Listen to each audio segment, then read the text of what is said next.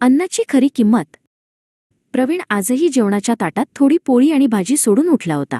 त्याची आई आणि वडिलांना त्याची ही सवय अजिबात आवडत नव्हती. प्रवीण नेहमी त्याला लागेल त्यापेक्षा जास्त अन्न ताटात वाढून घेत असे. जेवताना सुरुवातीला त्याला वाटायचे की तो सगळे खाईल, पण पोट भरल्यानंतर उरलेले अन्न तो ताटात तसेच सोडून देत असे. फक्त घरीच नाही तर बाहेर हॉटेलमध्ये गेल्यावर, लग्नसमारंभात, वाढदिवसाच्या कार्यक्रमात किंवा कुठल्याही मेजवानीत तो असेच करत असे. त्याची आई अनेकदा त्याला सांगायची, बाळा, आधी थोडं घे, लागलं तर पुन्हा वाढून घे, पण अन्न वाया घालवू नको. वडीलही समजवायचे. अन्नाचा प्रत्येक कण खूप मेहनतीने तयार होतो, पण प्रवीणला हे फारसं महत्त्वाचं वाटत नव्हतं. तो नेहमी म्हणायचा, अगं आई, थोडंसंच तर उरतं, त्याने काय फरक पडतो. आई वडील एकमेकांकडे पाहायचे आणि शांत व्हायचे. काही दिवसांनी उन्हाळ्याच्या सुट्ट्या लागल्या. प्रवीणच्या वडिलांनी ठरवलं की यावेळी त्याला गावाकडे आजोबांकडे पाठवायचं. आजोबांचे मोठे शेत होते, ते शेती करत होते आणि गावात त्यांचा खूप आदर होता. गावात पोहोचल्यावर पहिल्या 2 दिवसांत प्रवीण खूप आनंदात होता. तो मित्रांसोबत खेळत होता, विहिरीजवळ बसत होता आणि संध्याकाळी शेतात फिरायला जात होता. तिसऱ्या दिवशी पहाटेच आजोबांनी त्याला उठवलं. प्रवीण, चल आज माझ्यासोबत शेतात. प्रवीणने डोळे चोळत विचारलं, इतक्या लवकर? अजून तर सूर्यही उगवला नाही. आजोबा हसले. शेतकऱ्याचा दिवस सूर्य उगवायच्या आधी सुरू होतो.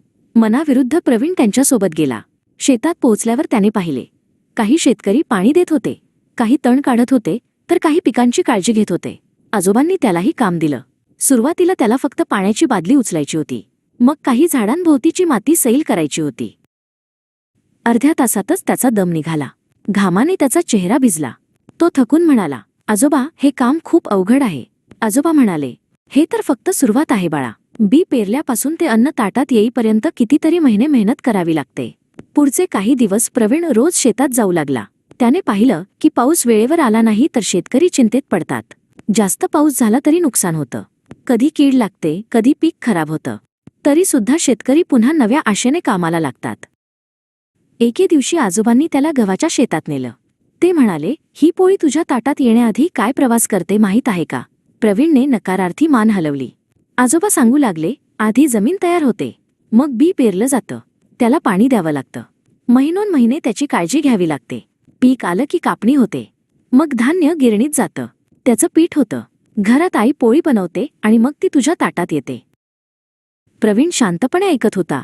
त्याला पहिल्यांदाच जाणवलं, एका पोळीमागे किती लोकांची मेहनत असते. त्या दिवशी दुपारी जेवायला बसल्यावर आजीने नेहमीप्रमाणे त्याच्या ताटात 3 पोळ्या वाढल्या. प्रवीण थोडा थांबला. आजी, मला आधी 2च दे, लागलं तर मी पुन्हा घेईन. आजी हसले. आजोबांनी काही न बोलता त्याच्याकडे पाहिलं. प्रवीणने त्या दिवशी ताटातील एक कणही शिल्लक ठेवला नाही. गावाहून परत आल्यानंतर काही दिवसांनी त्यांच्या शाळेत एका मोठ्या हॉटेलमध्ये शैक्षणिक सहल आयोजित केली गेली. सगळे विद्यार्थी आनंदात होते. जेवणासाठी मोठा बुफे ठेवला होता. अनेक मुले ताटात खूप सारा भात, पोळ्या, भाजी, गोड पदार्थ वाढून घेत रही होती. थोडं खाल्ल्यावर त्यांनी बरंच अन्न तसंच सोडलं. प्रवीणच्या मित्रानेही ताट भरून घेतलं. प्रवीणने त्याला थांबवलं. एवढं घेऊ नको, आधी थोडं घे, नंतर पुन्हा घेता येईल. मित्र हसला. काय रे, तू एवढा बदललास कधी? प्रवीण काही क्षण शांत राहिला. तो म्हणाला, पूर्वी मी सुद्धा असंच करत होतो, पण आता समजलं आहे, अन्न फक्त पदार्थ नाही, त्यामागे कोणाचा तरी घाम असतो. मित्राने त्याच्याकडे पाहिलं आणि ताटातील थोडं अन्न परत ठेवलं. त्या रात्री घरी आल्यावर आईने जेवण वाढलं. प्रवीण म्हणाला, आई, मला आधी थोडंच वाढ, लागलं तर मी पुन्हा घेईन. आई आणि वडील एकमेकांकडे पाहून हसले. वडील म्हणाले, आज खरंच तू मोठा झालास. प्रवीण हसला. मोठा नाही बाबा, फक्त अन्नाची किंमत समजली. त्या दिवसानंतर प्रवीणने कधीही ताटात अन्न सोडलं नाही. उलट तो इतरांनाही सांगू लागला, अन्न वाया घालवणं म्हणजे फक्त अन्नाची नाही, तर मेहनतीची, वेळेची आणि शेतकऱ्यांच्या घामाची नासाडी करणं आहे. अन्नाचा प्रत्येक कण हा शेतकऱ्यांच्या कष्टांचा आणि अनेक लोकांच्या मेहनतीचा परिणाम असतो. म्हणून जेवढं लागेल तेवढंच घ्यावं आणि अन्नाची नासाडी टाळावी.